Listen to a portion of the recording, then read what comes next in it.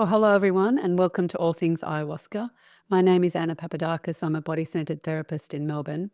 And on this podcast, we explore plant medicine in depth with Michael Guron. Michael is a ceremonialist, and he's been working with the master plants for over a decade. And today we're talking about the elements of a ceremony.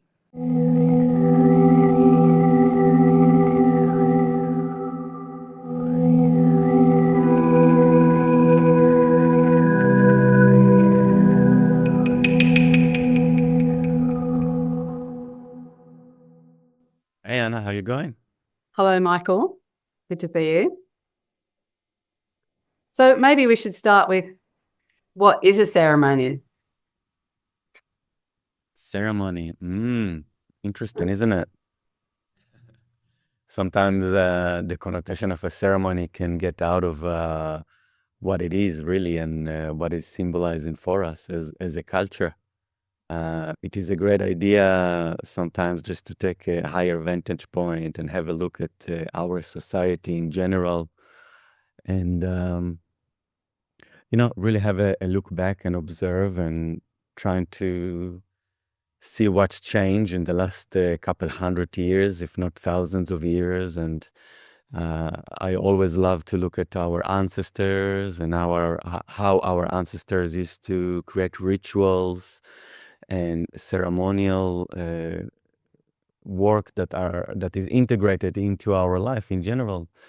So nowadays, for example, the rituals that we have, we have going to uni and graduating, and we have the recognition and receiving the head that are finalized and doing this process. And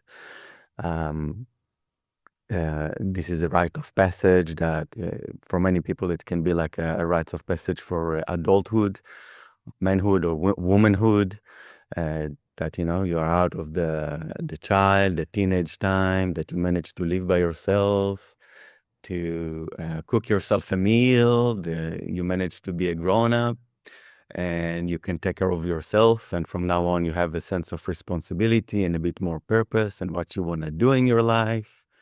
We can have a look at weddings, that we have a greater sense of connection with another person and responsibility, and we want to create a family life.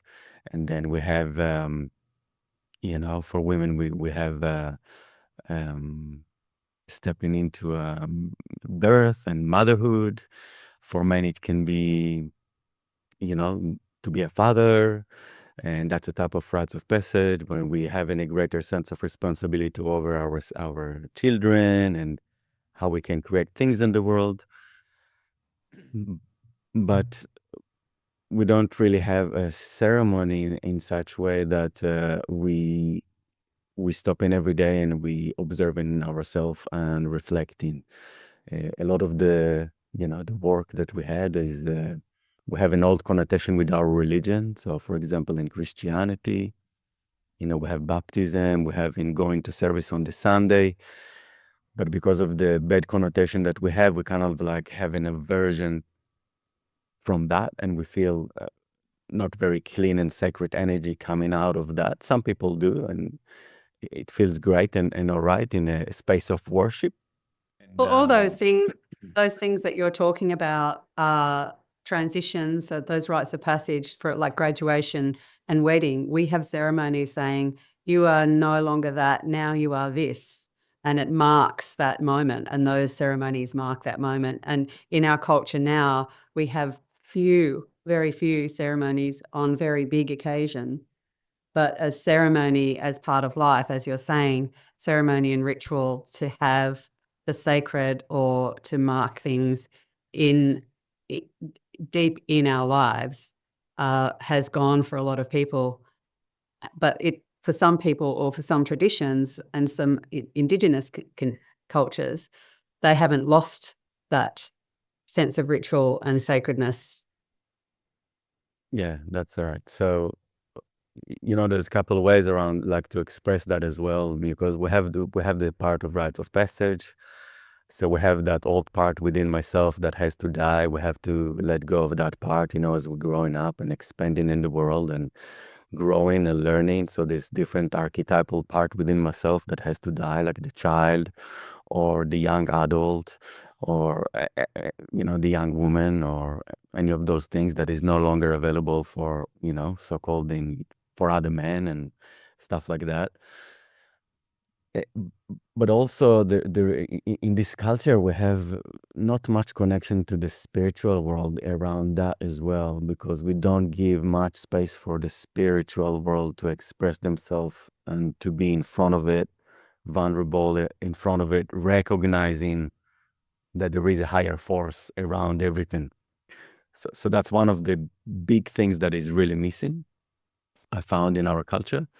We can have those rituals to some extent, but traditionally we know that there is a recognition of a higher force that is watching over us, and we are part of it as well. And the ceremony is not only for ourselves, it's only for that. It's also for these unseen forces that we're doing the ceremony with and acknowledging that force. So this is another interesting part around that. So when we create in ceremonies, around, plant medicine work, first and foremost, we are acknowledging the higher forces. We are acknowledging that it's not just a little drink and a plant extract. It's not just a plant. We're looking at what's behind the scene. We're looking at the spirits that are orchestrating and organizing the ceremonial work in such a precision that it's out of my way as a ceremonialist. I'm removing myself out of the picture 85% of the time. Obviously, I have to do what I need to do in the space and organizing and make sure everything will be as it is. But the higher force is orchestrating it through me. So I'm the delivery man, and that's what dictates the space in general when we're looking at from a higher vantage point. Yeah, so I'm thinking a lot to say about all of that, but the ceremony is like the container, right? And I'm thinking about those examples of, graduation, there's the hallowed halls of education, and we have that, have a lot of meaning and power and reverence. We revere and we respect like that container. And so it has power to give you that mantle of now you've graduated and you're this. And the church has a container and there's reverence and a lot of symbology and ritual to create that reverence. But those things, as you're saying, are kind of like whether we feel spirit in that, whether we feel spirit of initiation in that. Like it just makes me ask, even though I've had a sense of that through my own experiences with ceremony, it's still such a hard thing to grasp, like what is spirit? And you talk about spirit in plural, spirits, spirit of the plant, spirit of the medicine. Can you talk a little bit more about what you mean by that? Basically, on the other side, when we're looking at ceremonial work, we have the highest of the highest. We have the creators of all world. We have the feminine archetype. We have the masculine archetype of those highest energies that we're working with. So there's hierarchies of energies. Put the words that instead of spirit, you can call it energies. Of different archetypes of energies that we are working with that has consciousness. We call them spirits, and we can work with many types of spirits of different plants, for example. But fundamentally, I'm working with the highest aspect first and foremost that guiding me through this whole thing. And then trickling through that process, we're having different type of energies / spirit that helping to guide and direct the energies in the space. And it's not just one thing, it's a accumulation, and they're almost like a filter that comes through like that. And whatever come through down is what expresses itself almost like to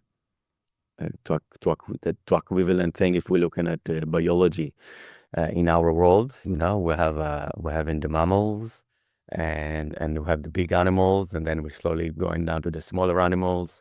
And then we become into the insects, and then we're coming down to the microbiome, and then we're going to the most little creatures that expressing their creative force in the matrix of reality that we're living in.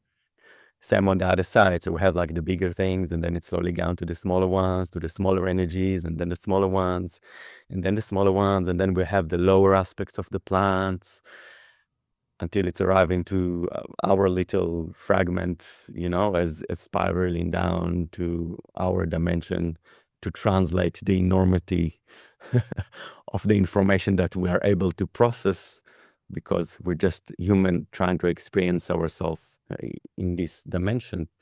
So there's only certain amount of information that we're able to filter through our personas of who I am. Michael, 42 years old, the father, the persona of who I am in this dimension. My persona can comprehend only certain amount of information. I cannot access everything straight away. I won't be able to process that. It's way too much. The 99% of what we don't know is quite a big thing. Hence, we have to get a filter and to comprehend what we can comprehend in this way. So that's how it's kind of like expressing itself when we are approaching the ceremony. So we have many type of energies, and we can access certain amount of transmission through our crown that come into, and yada, yada, yada, all the jazz. It's overwhelming. It's very hard. There's a lot there. It's a big question. You're dropping into a very big question. Yeah. Well, we're talking about it over and over again. Like, we need to talk about it again from every different angle and get a tiny little sense of it. But the point is that the container of ceremony, the ritual, the reverence gives spirit a container to come to us, and gives us as participants a place where we can have some kind of interaction at whatever level we can.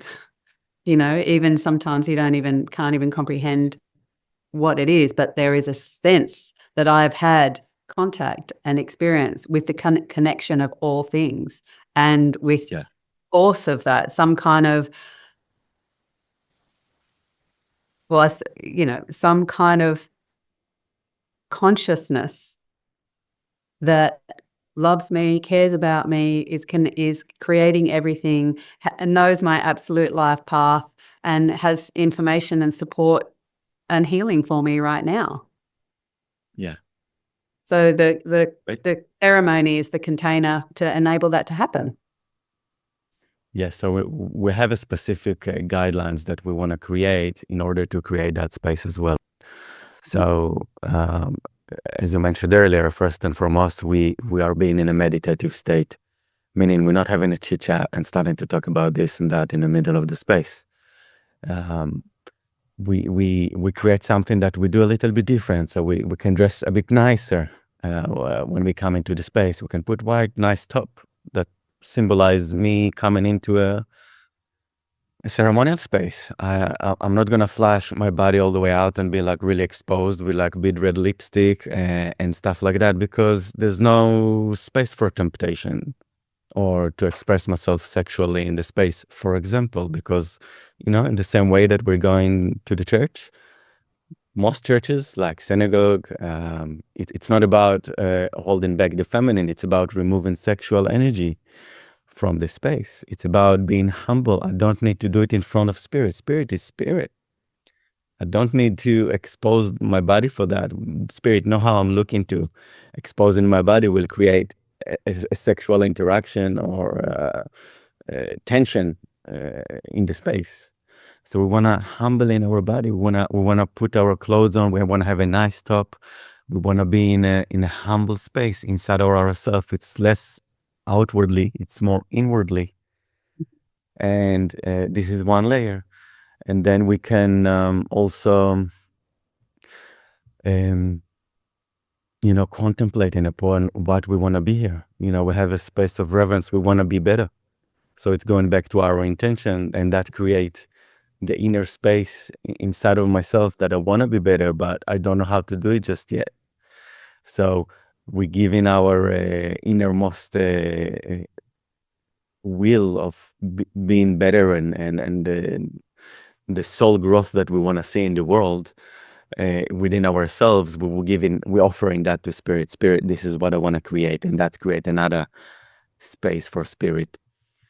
And then that leads us to that community importance that what ceremony can give us, the space of community and the connection with the people around us, that we're coming together in the space, and how important it is for us to share space with other people. That is, we can have conversation out of the mundane, have a deep conversation about my life and where I'm struggle with, and where is my pain, and why I want to be better, and really consult in a hearty way. And we know we don't have anyone that will judge us or criticize us. Everyone coming for the same reason. They want to be better and they want to feel better. And that creates an amazing sense of connection and community of people coming together and holding the space together. And that's an amazing part of the space. We're holding space together. It's not just me, I'm the thing, I'm the ceremonialist, I'm doing the ceremony. It's about us working together. Me, you, we're all equal in the space. We're all human. We are all going through these issues together in this life. And that's how we feel. That's what we feel together. We feel that sense of belonging. Yeah. Yeah, I think that sense of community is a huge part of coming to ceremony, of feeling like that shared nervousness, we're all putting ourselves on the line here. We're all coming with our kind of nervousness and our fears and our vulnerabilities, and, stepping into the unknown. We don't know what we're in for. And that shared experience of I'm here on my own and yet I'm sharing this experience is really powerful. And that brings us to another element of like the ordeal, like we're coming to a difficult thing and we're having to take courage to do that, and seeing other people being courageous and taking heart, is helpful and humbling as well. So that ego destroying element of it, of the ego, really gets kind of dissolved, and we're just here relating to everybody in our vulnerability and of authenticity and with our heart's desire out in the open. Yeah. And yeah, the ordeal is a huge thing, it's the more we give the ordeal part energy, the more we will receive. The more we will receive, because people going to ceremonies nowadays every Monday and Tuesday, they do it everything. They're just going for another weekend, and it's becoming like just a thing, and they're going in circles over and over and over again. And it's really important to pause for a minute and make it a thing. It's not just another weekend. It's not just another retreat that I'm going to. It's not. I'm pausing. It's like a thing. I'm going to stop there. I'm ready to go to a retreat with grandmother, grandfather. It's going to be a big thing, because something within myself is going to die. Some part within myself need to die, and I need to let go of something that I held for 20 years. It's not an easy task. I need someone to hold space for me in order for me to do that. I cannot do it by myself. I need to be observed. I need to be seen. This is one of the things of the human experience. We have to be seen. That's one of the biggest aspects of ceremonial work, working in a group setting, that the aspect of being seen initiate the healing. It's initiate the healing. If we're not being seen, half of the work is being done, because we have to be seen in order for that to take place. So, and this is going and taking us to the place of doing the ceremonial setting in an ancient times, and how, in the villages, in the tribes, the communities, all the village going together. They all dance together. We have a conflict. We work in the conflict together. It's not just the two people. We're having some issue. All right, everyone together. All right, let's release that. So there is an expression that needs for the catharsis to take place. So it can be like a rustling in the middle of the village. So everyone, like, there's a need to an expression of explosive energies that needs to come out and let it out. And people need to see that it's an expression of something that has to happen, for example. Or, you have like the old, in Persia and Iraq and India, they have all the ceremonies when they priests in their bodies and they get into trance, and the energy is really heightened, but there is an expression of proving that I can do that and piercing my cheeks all the way with a massive sword and allowing spirit to completely absorb into my body and to be possessed by this energy and feel nothing, and everything is just dissolved just like that. And those expression of allowing spirit to get into those spaces, allowing, and there's a greater knowing of the whole community and recognizing that force naturally, making an amazing impact on our healing journeys. The moment we recognize that, it makes an amazing effect. And then we're coming back to our setting right here, right now, in this culture that forgot all those things, and now we're trying to remember again. Okay, so this is very natural here. It's natural. It's a very natural state to look at other people. There's nothing wrong with that. It's actually integral part of who we are as a culture. It's interesting to compare that of like we are so ego worshipping, persona worshipping with, wanting to be an influencer as a one way, like all eyes on me, and I have to present a certain way. And we have a lot of things in our culture that are building up those ego defenses. And I think that's part of why it's scary, because part of your ego needs to be destroyed so that you can have, because that's part of your defense. And, I was listening to a lot of Terence McKenna, during lockdown, whilst I was doing my paint by numbers, and listening to Terence McKenna talking about prehistory and ancient cultures and how we evolved, and how plant medicine was part of how language evolved, and just those images of everyone coming together and drinking medicine or doing this together, and having a boundarylessness of, this isn't about what's yours and mine. We are all together. They're all our children. They're all, if someone has a problem, it's everyone's problem. We're all sharing this, and that's the reality. And we're living in this time of illusion where your problem isn't my problem. We act as if we're not, we don't affect each other. And in the ceremonial space of really feeling that connection and interconnection with everything and everyone, which is that feeling like it matters. If one person is hurting, then that impacts everybody, and that we deeply, really underneath, need everyone to be okay, because really our hearts need that. And so we can't feel that when we're really defended and in our ego, and what matters is what I want and nothing else. Yeah. I mean, when we talk about ego, I like to just to emphasize the part, when you say ego, I like to call it a persona, but we have that, the persona is what we need it to be here, right? But what you're referring to as an ego, I look at it more like of the unseen need behind the action of what I'm doing that need to express itself. So what you're talking about is a wound behind it that they need to be seen, they need to be recognized, they need to be expressed, but we take it to the dark side of it instead of being open and vulnerable and know that it's okay.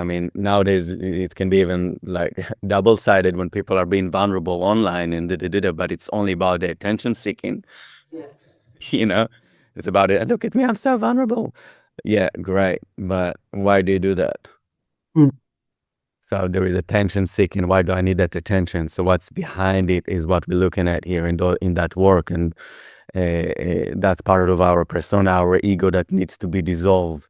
And this is why we're doing it. We need to let that dissolve completely in those parts of ourselves that seeking to grab onto things and hook onto stuff that give us a sense of illusion of power and empowerment, and things that are, what you say in Star Wars is the dark side, that that wants, to grab and to give me a sense of power, while the true sense of power is honor that, recognizing that, and rise above it and see what I can be of service and how I can offer a greater sense of responsibility and let the heart leads the way, because all those needs are being met behind. I don't need that. I'm already being met there. My heart is complete. I'm okay. I'm allowing my heart to shine through, and that's where my power is coming through, rather than trying to grab on things. It's interesting. Yeah, I would kind of describe that in a more, therapeutic psychological framework as defense mechanisms, survival Yeah. mechanisms, so that we think that our defense mechanisms are us.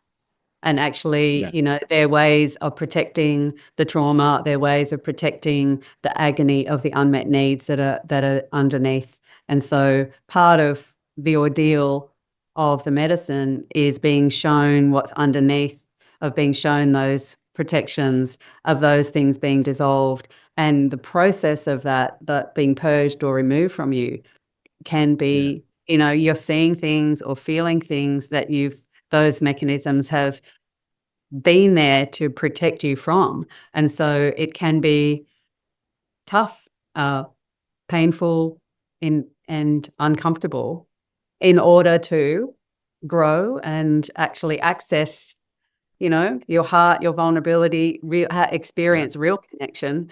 And, from there, naturally, you have new things to offer.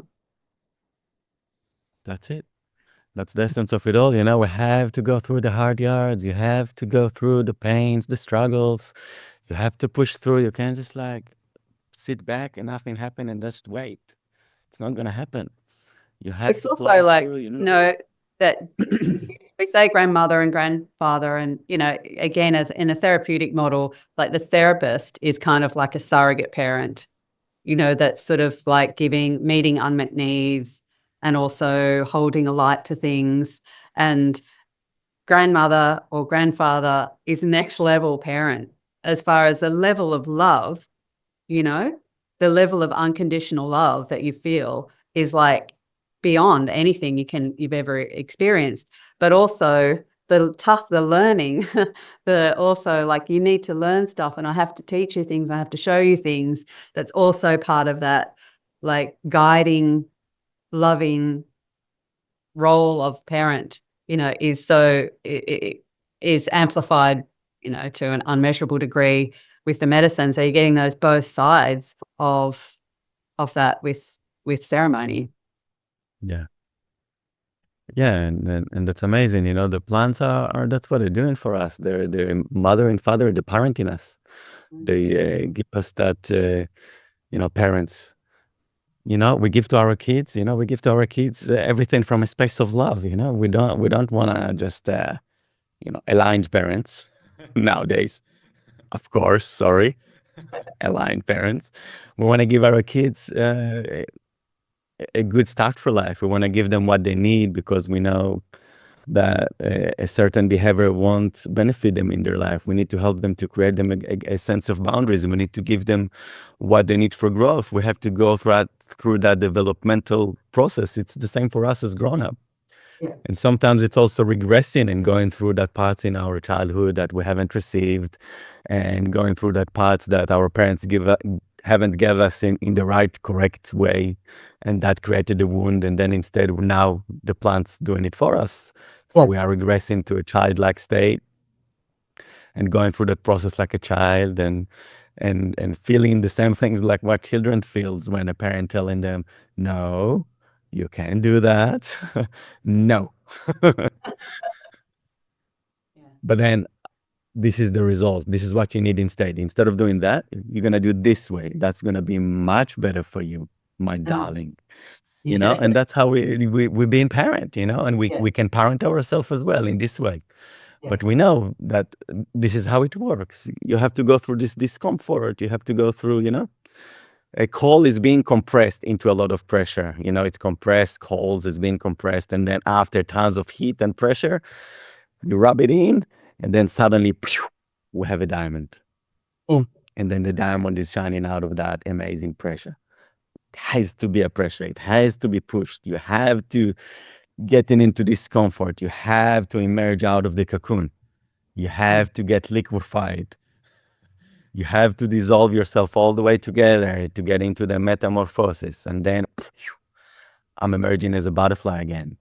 And then I'm going to die again, once again. And I'm going to be an egg, and I'm going to, and it's just going to keep going into that endless process of death and rebirth until we're going to die in this life. And we're going to go back home. And I think it's to have a concept of ordeal. It's the same as what we were, when we're talking about purging, to have that reframing of, I'm not coming for a nice time. The ideal isn't that I don't, because in life we're trying to avoid difficulty. So really coming with, it's right that I'm shaking in my boots. It's right that I've got a lot of, fears, because that's appropriate to this incredible rite of passage. Yeah. And with the ritual, I mean, a big part of the container and the ritual is the which mirrors also the church, is the altar. Yeah, that's right. So we're having an altar. Every in this work there is because we're stepping into a new culture, and we're learning how to work things. Everyone doing things in their own way, and there's different way to do things. But I can reflect on my own personal way here and how I'm doing things. So that's not going for everyone. But in my space, when we have an altar, the altar is a multidimensional kind of like remote control panel that allows spirit to dwell in the space. So we create in a space of dwelling, of space for the spirit to sit in the space. And all the altar we may have different elements like stones, feathers, sacred items that are not just an item. We look at them as living beings. They hold specific energy in the space. They may hold the energies of the directions. They may hold the symbols of protection, of different guides, of different helpers, of different part of the altar that represent different aspects of our multidimensional reality of who we are and what we're doing here as human beings on this planet. And we give expression to as many aspects of our call it archetypes as well. And those archetypes have space in the ceremony. And so it creates almost a toroidal field. It creates a toroidal field around the space, and that's the sacred space. Toroidal field, for those who don't know, is the donut shape. It goes like that. It's a donut shape, and it's a portal that in the middle, there is the above and below, what we describe above and below, and there is a vacuum in between. And it's just like above and below. And all around, there is an energy that swells like that all the time in constant movement. The portal is in the middle. So transmutation of above and below. And that goes in autopilot. I don't have to do anything to make it works when the invocation is taking place and we open in and commence in the ceremony. So we're creating when we have our gestures, we're doing the symbols for spirit, we're talking to spirit. It's all about symbols and imagery that this is the language of spirit. We bring those songs, we bring those beautiful hand gestures and symbols into the space, and that's the language of spirit that create the container. And so through that toroidal field, through that constant movement, everything is being transmuted and being held in the space. And so that's why we have also the guidelines and, the aspects of holding space, which means that if suddenly, someone is going to break the space by having a chit chat out of nowhere, that's going to break the space altogether. If they're going to be like a really loud noise or out of respect or something that is happening to a person, or he decided to snap out of it, or something is not right with the person or something like that, it will break the space. If someone is knocking on the door and someone is coming in out of nowhere, breaking the space. If there is a huge noise or light coming in or something, that's break the space. So that's why we have this energetic guidelines that creates the space for what it is. And the altar is what I call the control panel, like the pilot cockpit. When you can put energy in one direction, and that will create an effect there. If there is a specific cleansing that need to be expressed in the space, I can work through the altar that will help me to align the space and to balance the space again to where it's need to be, because there's a constant movement there. And we have an expression, and things are moving and things coming out, and then the energy goes up, and then the energy needs to go down again, and up and down, aligned, come down, heightened. All these effects and aspects of who we are and what we need to experience in the space also can be expressed through the songs and the vibration of which is really important part of the ceremony. The Icaros, the songs, how the vibration has a really important role in how the ceremony is going to roll and express itself throughout the journey. So we come into the space of what are the songs, why we're doing them, and all these things. Yeah. Before, I just want to say something about the altar, because I think part of creating a sense of a sacred space is even the visual impact, or the impact of beholding the altar. When people walk into the space and they come upon the altar, there's, whether you understand it or not, you really get a sense of the power. There's some power here. There's some magic here. There's something beyond what I know here. And I think as far as creating a sense of reverence for people, as well as I'm outside of the day-to-day realm, that really gives that sense, that experience for people, even just entering the space wherever you may be holding a ceremony. That's it. The moment that it's an item of power, everything is in it, has an immense amount of power that holds spiritual powers within it.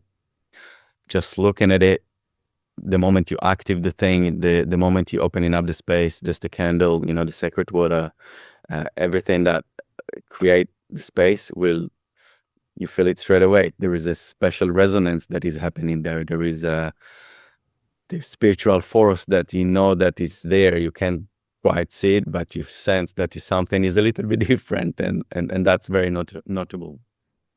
Yeah, there's a great podcast called The Emerald where there's an episode where he's saying everything is animate, talking about everything is animate, and that's what we're talking about here. And it's very abstract for most of us to come into the recognition of the animacy of everything. Everything is alive, and if definitely in a ceremony, you get an experience of that. So yeah, and then a massive element.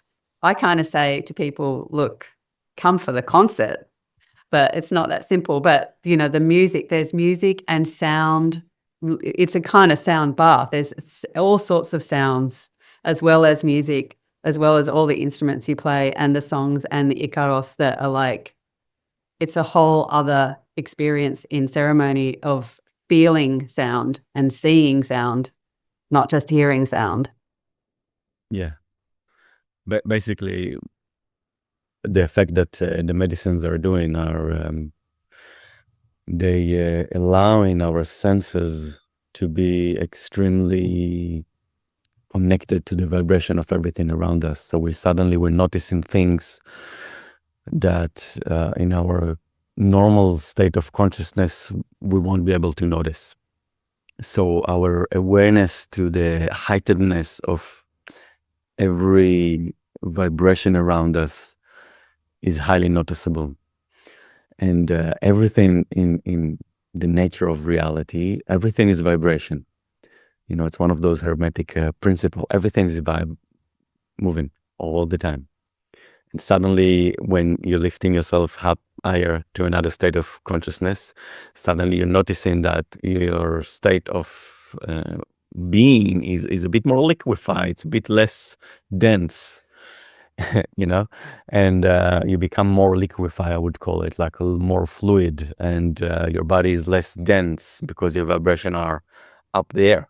The effect of music is very, very important in the space. And basically, what we are noticing in the space is the medicine helping us to see that even when we're going home after the ceremony, everything is still vibrating in the same way. But it's just a matter of suddenly we're noticing.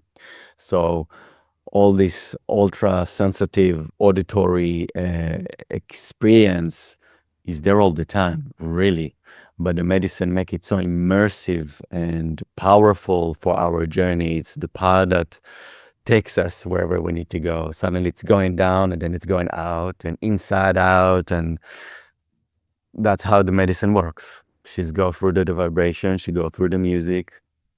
We can direct her up, we can direct her down, we can allow her to do what she need to do, inside, outside. So within, so without. And this is one of the most beautiful things of, because it's a really amazing experience just to feel that. It's so beautiful and so immersive, and it can be painful too, and it could be like so just harmonizing and fulfilling, and it is definitely one of the most important part and elements of a ceremonial work when we're working with the medicines. Oh, it's so incredible. It's so incredible. And will you play a variety of instruments? And so there's this variety of different types of vibrations, whether it's the didgeridoo or guitar or song or the different more percussion instruments, and to be immersed in that for hours and hours and hours, going through different kind of phases. And sometimes there's silence, and the sigh of a person in the room is equally like penetrating into your soul. And it's the perfect timing. Every single sound is part of the symphony, and it's really incredible to be immersed in that. Even I'm not really understanding, like from your end, that you're kind of conducting. There's a conducting of things with the music. You kind of just the receiving of the music and the sounds is something to, again, like a sad to not experience in your lifetime. Yeah. And that connection of like, this is the truth. Everything is connected. This is or you know it. It's not a concept. For that time, you know it. And afterwards you may kind of forget it, but you never really forget that you know, and you've seen and you've felt the truth of the interconnectedness of everything. Yeah, absolutely. One of the amazing, what you mentioned earlier just then, the gap in between the spaces. This is, what we call the 0 point. We constantly have that continuous movement, of the infinity symbol. It's just in constant movement. It never stops. It never stops. And it's constantly moving. And then we have a space when we stop. The music stops. It's the moment after the kirtan, the silence after the kirtan, when we're chanting and chanting and chanting, and then there is a break. There's a vacuum. That's the 0 point. That's the point in between the infinity symbol. This is one of the most magical spaces where we find in our presence, we find in our power, we find in who we are, we find in that jewel within. Uh, Everything is just all part of this amazing, magnificent journey that we call life, and it just to show us how holistic and amazing and so comprehensive this work is. It's it's a spiritual mystery school. It's not just I'm coming, I'm working in myself, but there's a whole range of teachings that come in with the medicine. We're having that personal things that comes with us, and the more we're removing, those aspects of ourself and aligning ourself, and our consciousness is able to raise ourselves a little bit more, and suddenly we are able to comprehend different things because our vibration is of the higher vibration, because those heavier vibrations are not there anymore. And then we can comprehend a whole range of teachings that the medicine is able to bring into the space, that come through the community, that come through the music, that comes through the altar, and every aspects of the ceremony that is being expressed, whether it's a sigh or a cry or a purge or a laughter or a word or anything that's being expressed through the space. And then that is something that we can take home, because it's always like that.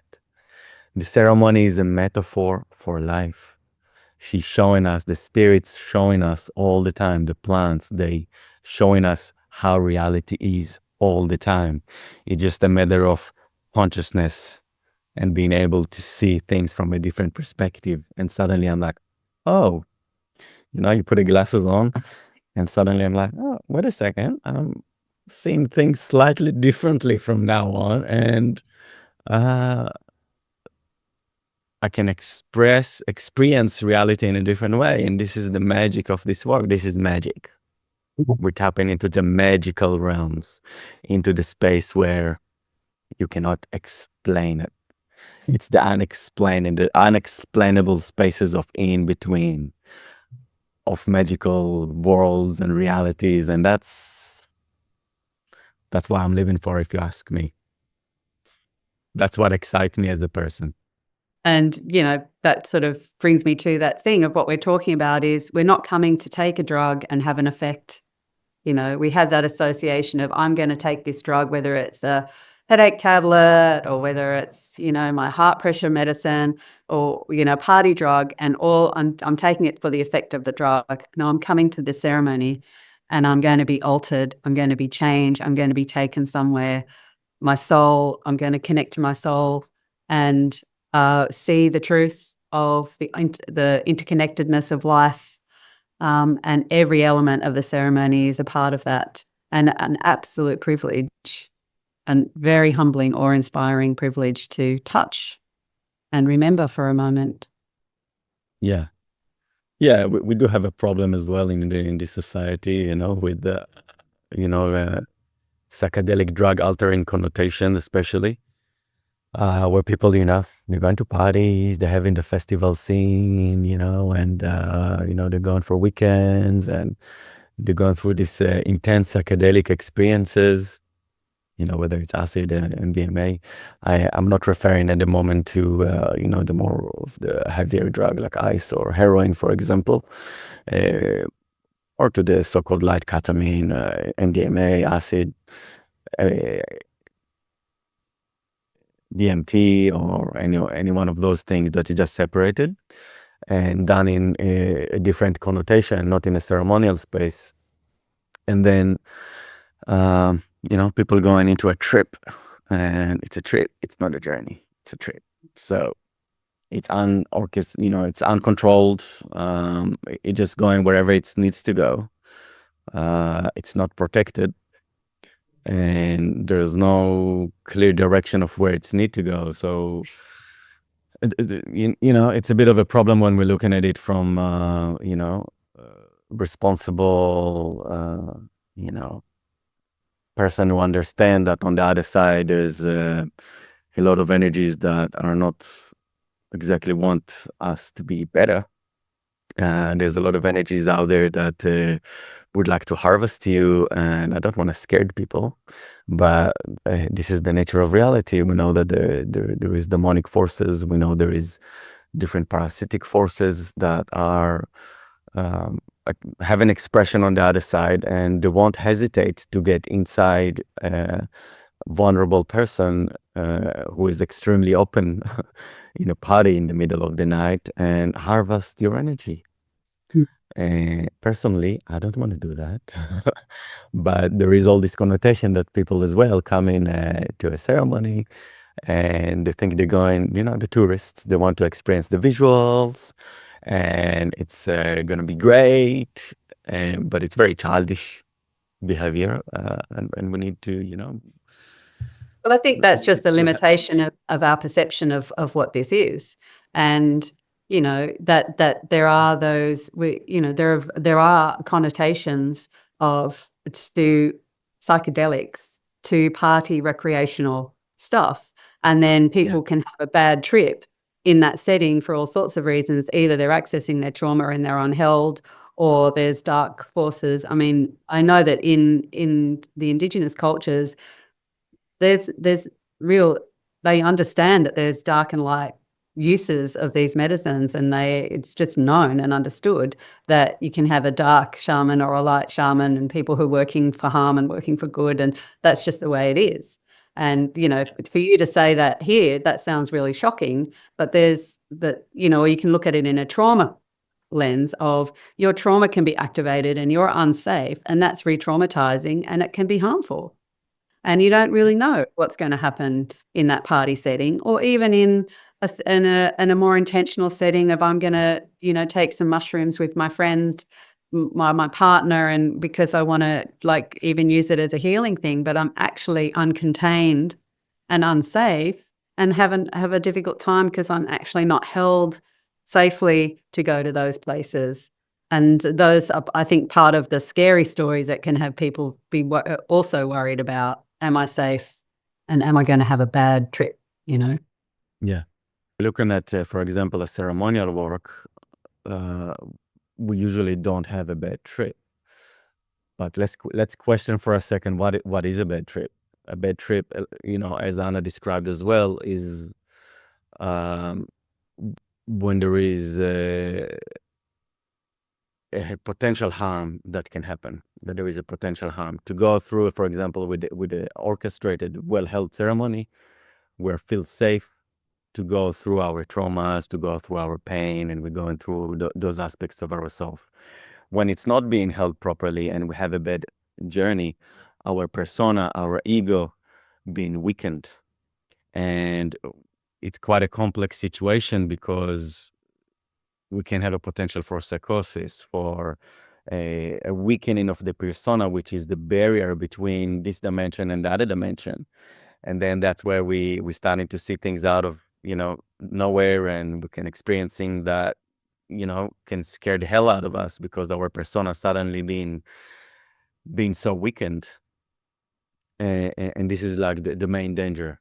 But usually when we've been held in such a profound way, this is very unusual situation, unless there is a very, very, specific situation with personal history or something that could potentially happen. But this is very, very rare situation to experience unless, people haven't followed through on the instructions, had drugs beforehand, extremely vulnerable situation already, with the vulnerability up in the space already. And then we know, that wasn't the right thing to do, kind of thing. Yes, I think that's important in the preparation, to make sure you feel safe to do those preparatory things that we talk about in that episode of how to prepare, to really suss out who you're working with and really feel them out, to go, do I feel safe with this person? Even if you come into a space, if it doesn't feel right, don't stay, really, really trust yourself on that. And then if something, you are also available and help people afterwards. Sometimes, there's stuff that you're in the middle of, and so it's not a bad trip. It's that you're still processing some material and you're going to keep integrating that. And sometimes I think you support people just to get realigned as a post ceremony session, if they need some support with that. So that's all possible.